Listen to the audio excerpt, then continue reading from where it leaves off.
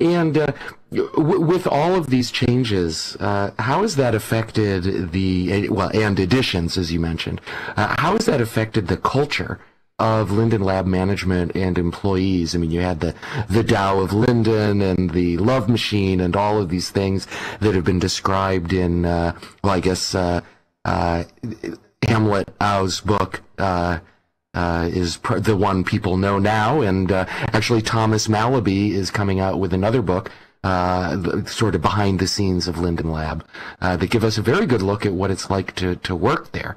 Has the company become more traditional or more hierarchical?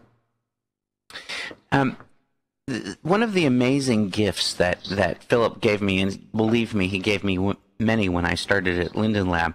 One of the amazing gifts he gave me was the culture. The company has an extraordinarily strong culture and a highly devoted staff.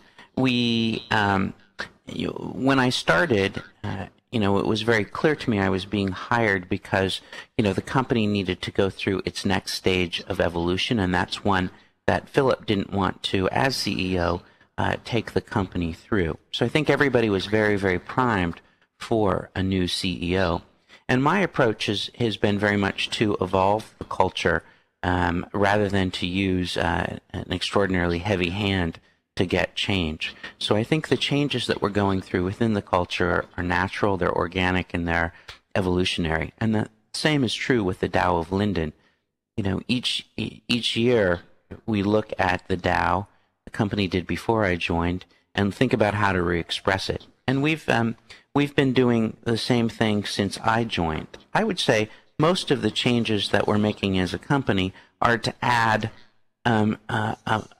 probably more connective process than we had in the past. But we've added more than 100 people in the last 12 months, and that's all part of growing the business.